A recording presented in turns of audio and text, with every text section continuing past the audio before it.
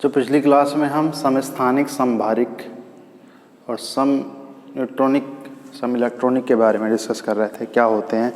तो सबसे पहले हमने लिया था समस्थानिक। समस्थानिक मतलब जैसे हमें समझ में आ रहा है नाम से ही, समस्थानिक मतलब इनका स्थान समान हो। आवर्त सारणी में इनका जो स्थान होता है वो क्या होता है, सेम होता है, लेकिन इनके जो होंगे नाभिकीय गुण जो होते हैं वो अलग अलग होते हैं, और इनमें इनका जो द्रव्यमान संख्या होगी वो अलग होगी, द्रव्यमान क्रमांक होगा वो अलग होगा, लेकिन जो इनका एटॉमिक नंबर होता है, परमाणु संख्या होती है, वो समान होती है। एक ही तत्व के ये भिन्न भिन्न परमाणु होते हैं। तो सबसे पहले हमने लिया था समस्थानिक।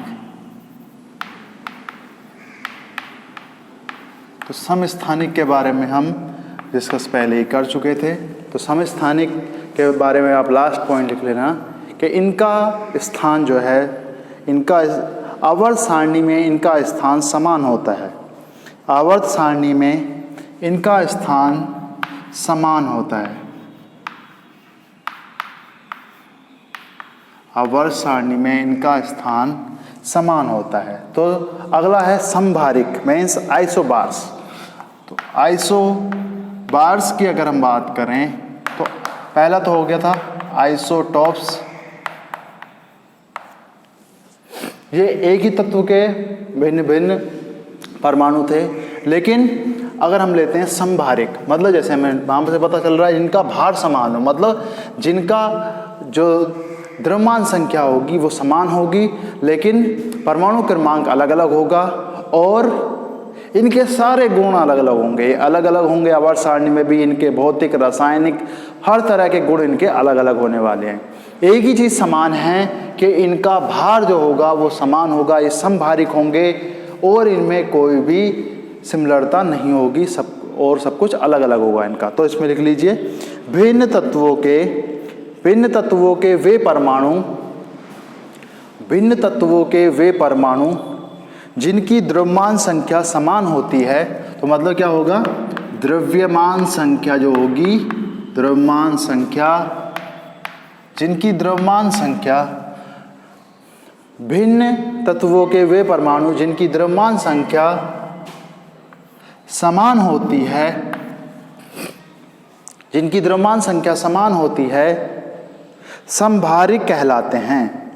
समभारिक कहलाते हैं। उदाहरण अगर हम लेते हैं, उदाहरण के लिए उदाहरण अगर हम लेंगे तो उदाहरण आपके पास हो गया कैल्शियम 20 इसका एटॉमिक नंबर होता है, परमाणु क्रमांक होता है, और 40 इसका द्रव्यमान संख्या होती है। इसी तरह से आर्गन के अलग अलग आइसोटोप्स होते हैं। तो आर्गन अगर 40 अगर हम ले रहे हैं तो ये हैवी आइसोटोप उसका है, तो इसका द्रव्यमान संख्या 40 हो गई, और जो परमाणु क्रमांक है, परमाणु क्रमांक, उसको हम किससे दर्शाते हैं, Z से। तो परमाणु क्रमांक जो होगा इसका वो होगा 18। तो परमाणु क्रमांक दोनों का अलग है, लेकिन द्रव्यमान संख्या समान है। तो उदाहरण आप लिख लीजिए। तो ये समभारिक में इनका जो है भार है, द्रव्यमान संख्या है वो समान है, लेकिन इनका जो परमाणु क्रमांक है वो अलग अलग है। इसी तरह से और भी रहते हैं। तो ये पहला हो गया। दूसरा अगर हम लेते हैं, एक हमने ली था लास्ट क्लास में भी देखा था, कार्बन का आइसोटोप 6C14, इसी तरह से 7N14। तो दोनों का जो मीन्स द्रव्यमान संख्या है वो समान है, लेकिन जो क्रमांक है वो अलग अलग है। इसी तरह से और भी हम ले सकते हैं, हाइड्रोजन का एक आइसोटोप था 1H3 ट्राइटेरियम, इसी तरह से होता है 2He3, ये हीलियम का आइसोटोप होता है, मीन्स हीलियम का समस्थानिक होता है। तो ये सारे क्या हो गए, ये दोनों पेयर, ये पेयर और ये पेयर एक दूसरे के क्या हैं, ये हैं समभारिक, मीन्स इनका भार जो है वो समान है। तो इनको हम क्या बोलते हैं, समभारिक बोलते हैं। आप उदाहरण लिख सकते हैं। आगे अगर हम देखें इनके गुण किस किस तरह से मिलेंगे, किस किस तरह से उनके गुण में अंतर होगा। तो पहला लिखो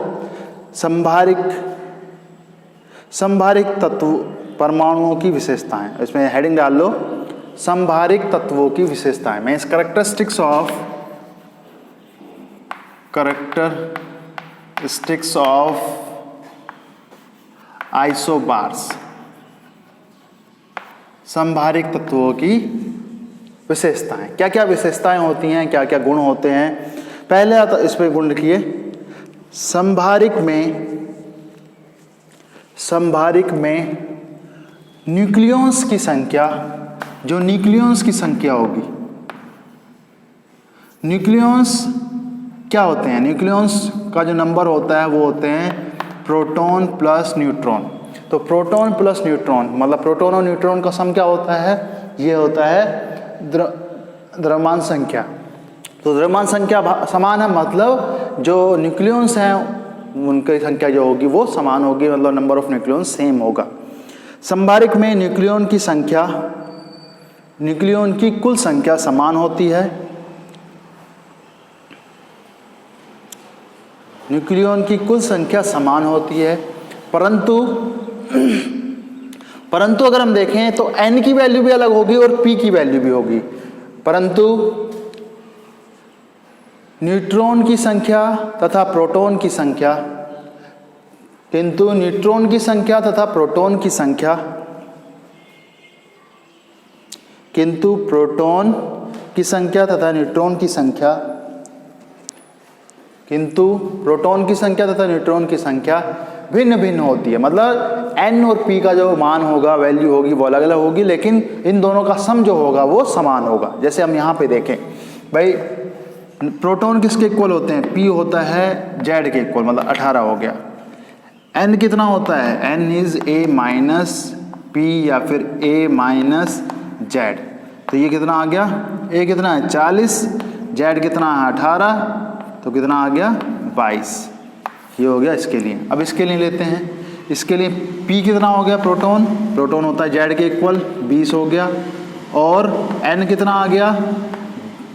a minus z which is equal to a minus p, क्योंकि z और p समान होते हैं। तो ये 40 माइनस 20 कितना आ गया?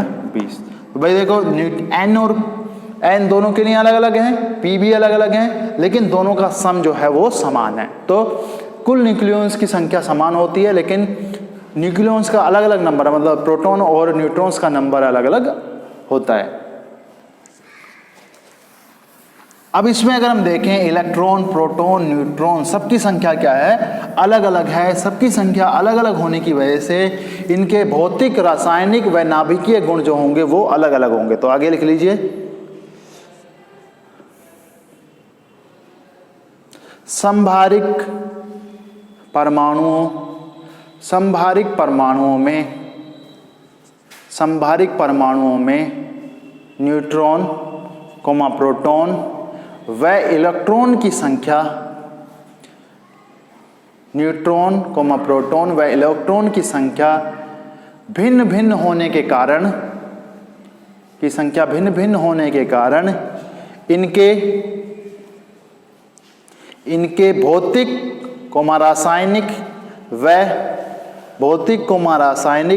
व नाभिकीय गुण, भौतिक, रासायनिक व नाभिकीय गुण अलग होते हैं। मतलब भौतिक गुण भी, physical properties, chemical properties and nuclear properties, भौतिक, रासायनिक और नाभिकीय गुण अलग होंगे, सब कुछ अलग होगा। कुछ भी समानता नहीं होगी इसमें।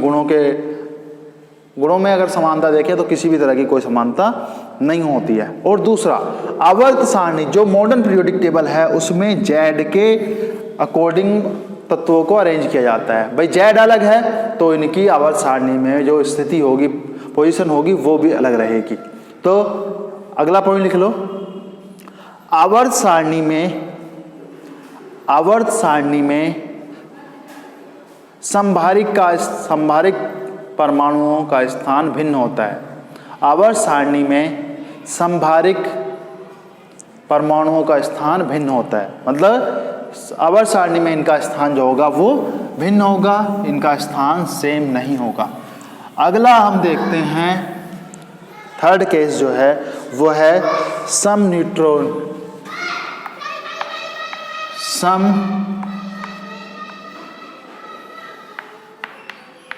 न्यूट्रॉनिक।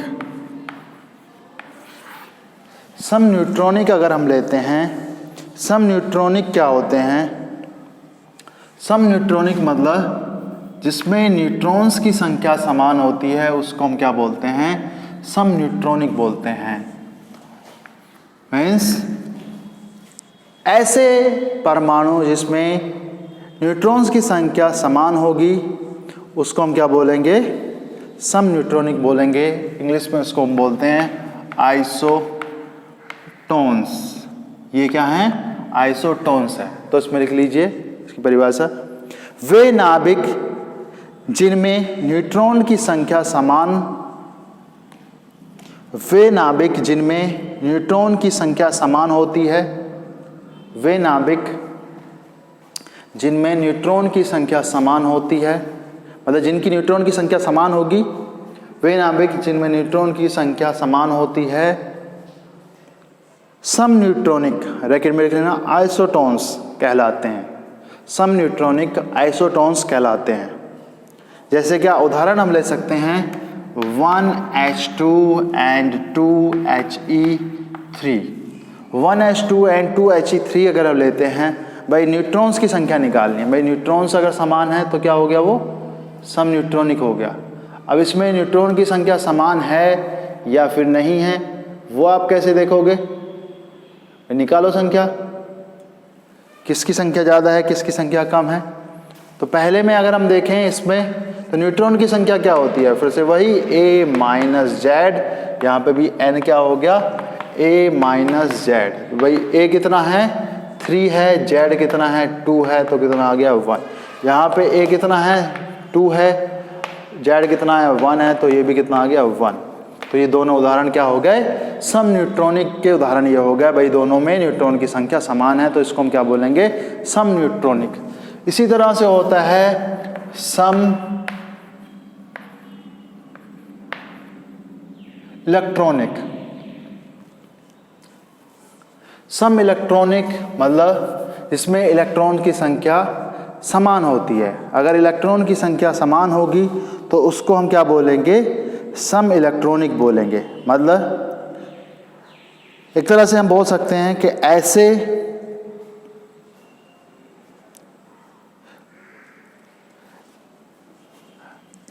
परमाणु, तो ये इसमें लिख लीजिए सम इलेक्ट्रॉनिक,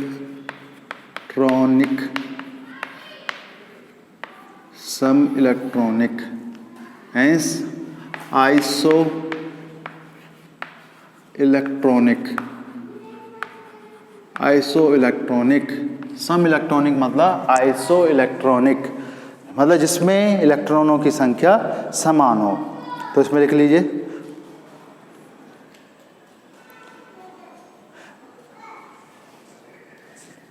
वे परमाणु व आयन,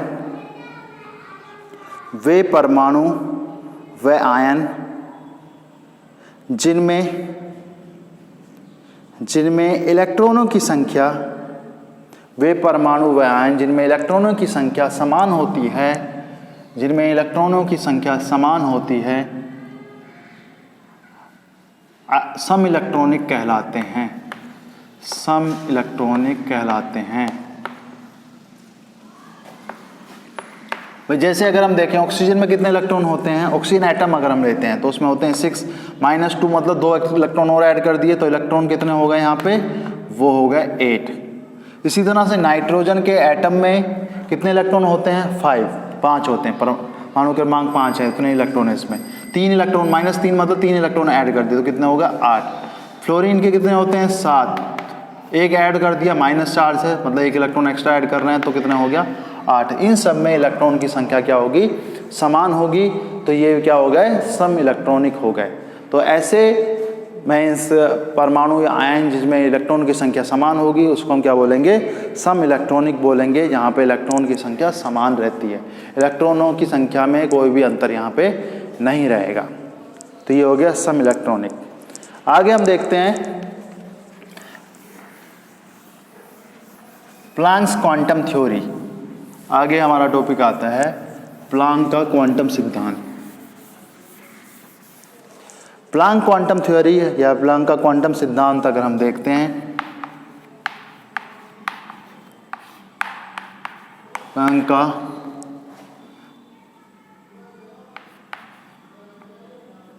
का क्वांटम सिद्धांत, प्लांक का जो क्वांटम सिद्धांत है, प्लांक्स क्वांटम थ्योरी है,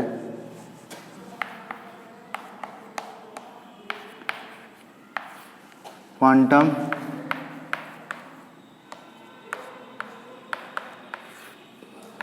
मीन्स प्लांक्स क्वांटम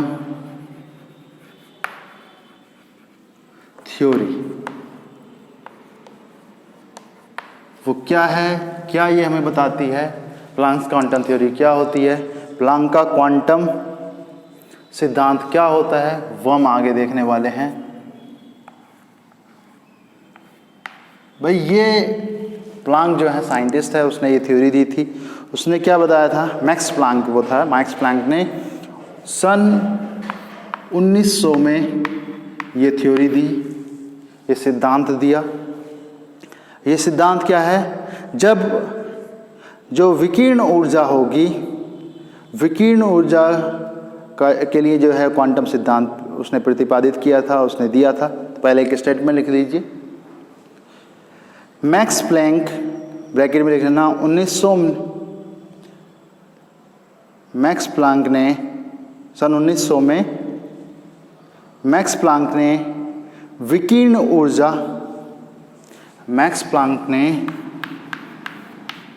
विकिरण ऊर्जा, विकिरण ऊर्जा मतलब इसको बोलते हैं radiation energy, radiation energy. Max Planck ने विकिरण ऊर्जा का क्वांटम सिद्धांत, विकिरण ऊर्जा का क्वांटम सिद्धांत निम्न प्रकार प्रतिपादित किया, का क्वांटम सिद्धांत निम्न प्रकार प्रतिपादित किया।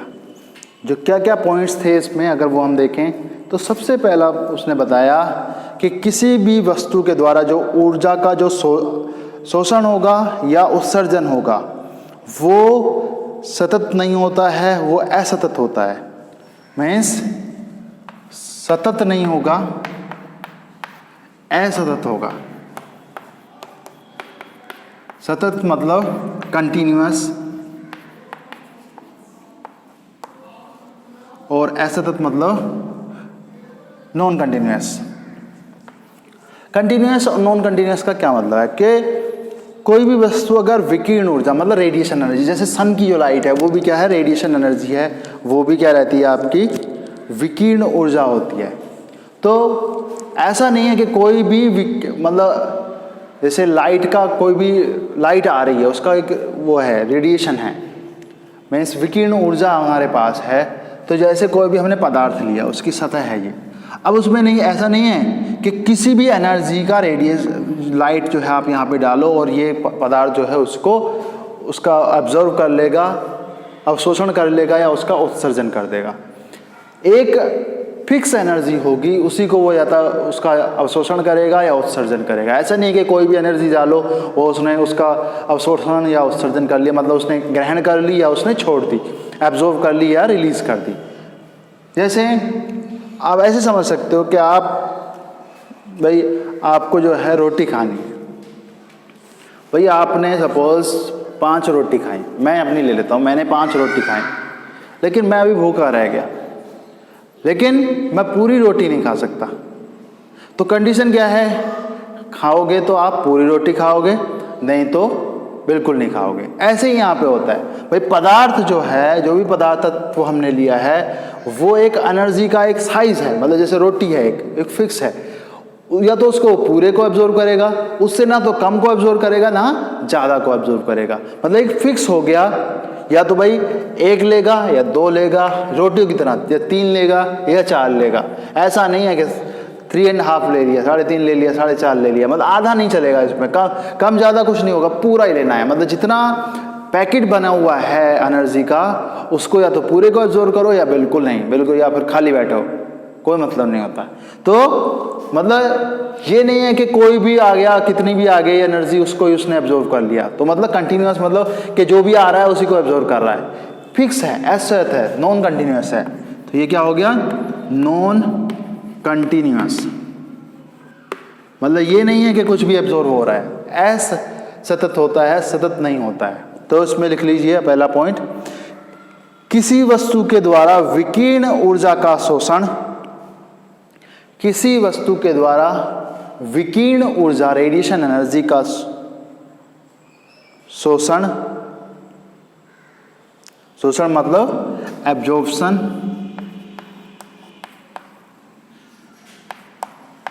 किसी वस्तु द्वारा विकीर्ण ऊर्जा का शोषण, ब्रैकेट में लिखना एब्जॉर्प्शन, अथवा उत्सर्जन,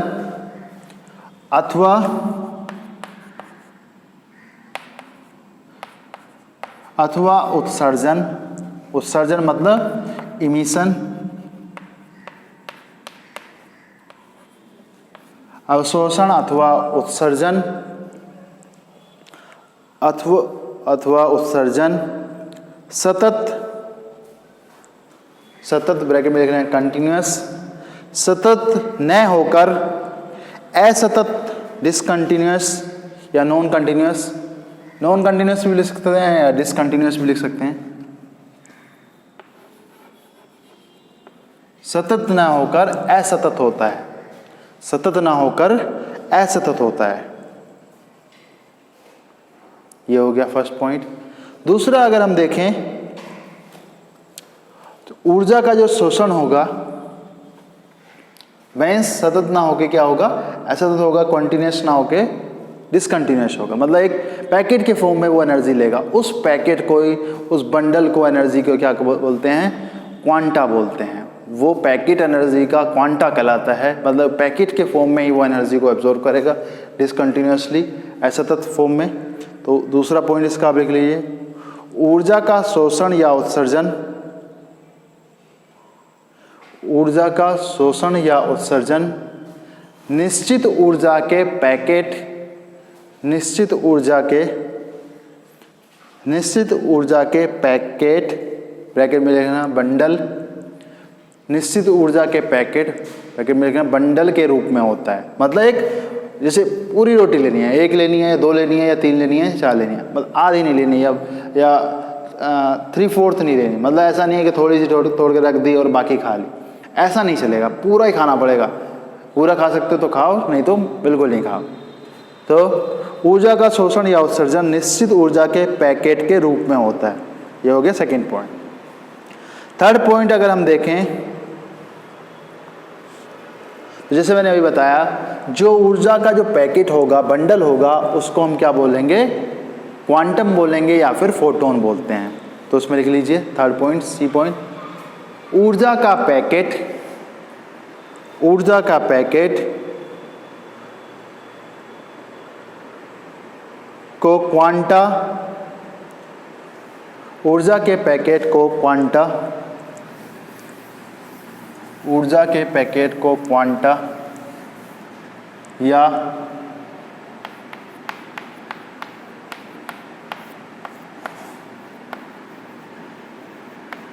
ऊर्जा के पैकेट को क्वांटा या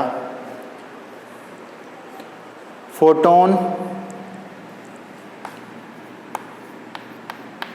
ऊर्जा के पैकेट को क्वांटा या फोटोन कहते हैं।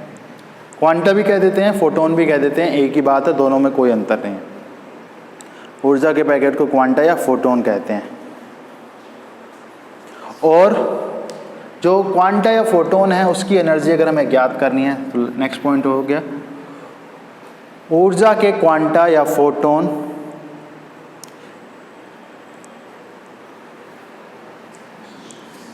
ऊर्जा के एक क्वांटा या फोटोन की एनर्जी निम्न प्रकार ज्ञात की जा सकती है। जो एनर्जी होगी ई होगी वो होगी Sc/λ के ऊपर। इस फार्मूला से हम ज्ञात उसको करेंगे, E = Sc/λ। तो इसी फार्मूला से निकाली जा सकती है। इसमें हम आगे देखेंगे कि किस टर्म का क्या मीनिंग होता है। ई क्या है, यहाँ पे ई है एनर्जी। एच क्या है? एच है प्लांक कांस्टेंट। भाई एक कांस्टेंट उसने दिया, उसको बोलते हैं प्लांक कांस्टेंट। सी क्या है? ये है गति, प्रकाश की गति। लैम्डा क्या है? वो है तरंग दैर्ध्य, तरंग दैर्ध्य या वेवलेंथ जिसको हम बोलते हैं। तो ये हो गया प्लांक कांस्टेंट, ये हो गया speed of light, this is Planck's. तो एच क्या आ गया आपका? प्लांक्स कांस्टेंट या प्लांक स्थिरांक। प्लांक कांस्टेंट भी लिख सकते हैं या प्लांक स्थिरांक भी लिख सकते हैं। तो ये प्लांक कांस्टेंट या प्लांक स्थिरांक है, या ये क्या है? प्रकाश की गति, स्पीड ऑफ लाइट, प्रकाश की गति। ये क्या है? वेवलेंथ, वेव लेंथ, तरंग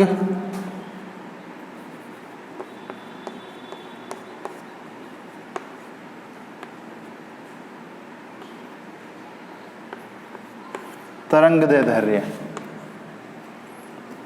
तो ये क्या हो गया? तरंग दैर्ध्य।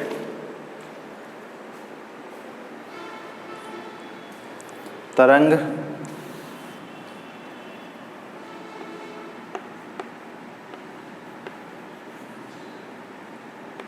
दैर्ध्य या वेवलेंथ। तो आगे हम देखेंगे ये क्या होता है। जो प्रकाश है वो प्रकाश एक निश्चित गति से, जो जैसे जो सन है उससे जो लाइट आ रही है वो एक निश्चित गति से चलती है। उस गति, वो जो गति होती है वो रहती है, अगर हम अलग अलग यूनिट में लेते हैं, अलग अलग मेन सिस्टम में लेते हैं, तो जो सी होगा वो होता है 3 × 10⁸ मीटर प्रति सेकंड में। मीटर में लेंगे तो 3 × 10⁸ हो जाएगी, और ये 3 × 10⁻10 हो जाती है अगर हम सेंटीमीटर पर सेकंड में इसको लेते हैं। इसी तरह से लैम्डा का वैल्यू जो होता है वो मीटर में लेते हैं या फिर सेंटीमीटर में लेते हैं, या आपको एंगस्ट्रॉम में भी दिया होता है या पिकोमीटर में भी दिया होता है। भाई जो इसका एसआई यूनिट है, एसआई सिस्टम से, यस एमकेएस पद्धति से इसको अगर हम लेंगे, दोनों एक ही बात है। एमकेएस पद्धति में मीटर में रहेगा और सीजीएस पद्धति में ये सेंटीमीटर में रहता है। इसी तरह से भाई जब भी लेंथ जो होगी एमकेएस पद्धति में वो मीटर में रहेगी। ये हो गया आपकी एमकेएस पद्धति में और ये हो गया सीजीएस पद्धति में। इसी तरह से एच का जो वैल्यू होगा, प्लांक कांस्टेंट का जो वैल्यू होगा वो भी अलग अलग रहता है। एच इज इक्वल टू क्या हो जाता है आपका एच का वैल्यू हो जाता है 6.625 × 10⁻34 जूल सेकंड में। और ये किस में हो गया? एमकेएस में हो गया, एमकेएस पद्धति में हो गया। ये सीजीएस में अगर हम लेते हैं तो ये हो जाता है h is equal to 6.625 × 10⁻27 erg second. तो ये अलग अलग पद्धति में। भाई देखो, आपको अगर एमकेएस में एसआई यूनिट में लेना है तो मीटर में लोगे आप। ये मीटर, ये वाली वैल्यू हो गई, ये हो गया मीटर में, और ये हो गया 6.625 × 10⁻34। और अगर सीजीएस यूनिट में ले रहे हो तो ये लोगे, इधर सेंटीमीटर में लोगे, इधर ये वैल्यू लोगे। इस तरह से आपको लेके चलना है। तो इस तरह से हम जो ऊर्जा है उसकी ज्ञात कर सकते हैं। भाई ऊर्जा अगर हम सीजीएस यूनिट लेते हैं तो ऊर्जा जो हमें ज्ञात होगी वो आपको ज्ञात होगी, उसका मान जो आपको ज्ञात होता है वो ज्ञात होता है अर्ग में। और अगर एमकेएस यूनिट लेते हो तो उसका मान जो आपको ज्ञात होगा वो ज्ञात होगा जूल में। इतना अंतर रहता है। और भी चीज़ें आगे हम देखेंगे कि क्या होता है, कैसे होता है। तो इसका लास्ट पॉइंट अगर हम देखें, लास्ट पॉइंट इसका मेंस प्लांक क्वांटम थ्योरी का बचा है। तो भाई जैसे मैंने अभी बताया कि रोटियां जो खाएंगे हम वो क्वांटा के फॉर्म में जाएंगे, और ऐसा नहीं है कि क्वांटा आधा खा लिया हमने या फोटोन आधा खा लिया। आधा नहीं खाएंगे, पूरे खाएंगे। या तो 1 खा लो, या 4 खा लो, 8 खा लो, 10 खा लो, कोई दिक्कत नहीं है। मतलब ये नहीं है कि एक ही खाना है, कितने भी खा सकते हो लेकिन पूरा खाना पड़ेगा। मतलब जो एनर्जी आप एब्जॉर्व करोगे या फिर Hc/λ, C/λ जो होता है वो म्यू के इक्वल होता है। ये आपने लिख लिया होगा, उसको मैं हटा देता हूँ, इसको इरेज कर देता हूँ। ये आ गया आपके पास, ये एनर्जी हमने ली थी, ऊर्जा ली थी क्वांटा की Hc/λ, that is also equal to h mu. मतलब म्यू जो है वो क्या है, C/λ के इक्वल है। म्यू क्या होता है, आवृत्ति होती है।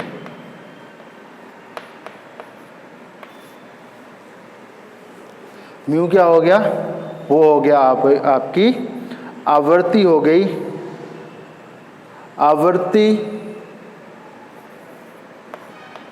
आवृत्ति जो होगी जिसको हम बोलते हैं फ्रीक्वेंसी।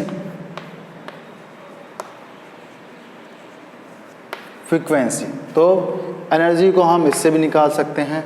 जो इसका मान होता है वो किस में रहता है आवृत्ति का, या तो वो हर्ट में रहता है या फिर सेकंड इनवर्स में रहता है, वो चाहे कोई भी यूनिट हो। हर्ट जो है साइंटिस्ट का नाम था जिसने इसका मैं बताया था आवृत्ति के बारे में। Hz लिख दो या सेकंड इनवर्स लिख दो, एक ही बात है। इसी में से दोनों में से किसी एक में हम याद करते हैं। तो भाई जो ऊर्जा है वो एक क्वांटा का एनर्जी कितना है, h म्यू। तो पदार्थ जो एनर्जी एब्जॉर्व करेगा वो तो या तो h म्यू लेगा या 2h म्यू लेगा या फिर 3h म्यू लेगा या फिर 4h म्यू लेगा एंड सो ऑन। मीन्स जो एनर्जी एब्जॉर्ब होती है, एनर्जी जो चेंज आएगा, डेल्टा E जो रहेगा, पदार्थ जो एनर्जी एब्जॉर्ब कर रहा होगा वो या तो h म्यू के इक्वल होता है या 2h म्यू के इक्वल होता है या फिर 3h म्यू के इक्वल होता है या फिर 4h म्यू के इक्वल होता है, और इसी तरह से कोई भी मल्टीपल हो सकता है होल नंबर का। तो इसमें लिख लीजिए आप लास्ट पॉइंट, किसी वस्तु के द्वारा शोषित अथवा उत्सर्जित ऊर्जा, किसी वस्तु के द्वारा शोषित अथवा उत्सर्जित ऊर्जा की मात्रा, किसी वस्तु के द्वारा शोषित अथवा उत्सर्जित ऊर्जा की मात्रा एक क्वांटा की ऊर्जा की पूर्ण गुणांक होती है। एक क्वांटा की ऊर्जा की मात्रा एक क्वांटा की ऊर्जा की पूर्ण गुणांक होती है। किसी वस्तु के द्वारा शोषित अथवा उत्सर्जित ऊर्जा की मात्रा एक क्वांटा की ऊर्जा की पूर्ण गुणांक होती है। मतलब डेल्टा E जो एनर्जी चेंज आएगा वो h म्यू होगा या उसका दुगना होगा, 3 गुना, 4 गुना, 5 गुना ऐसे होगा। कभी भी ऐसे नहीं है कि 1.5 गुना हो गया, 2.5 गुना हो गया, इस तरह से एनर्जी में चेंज नहीं आएगा।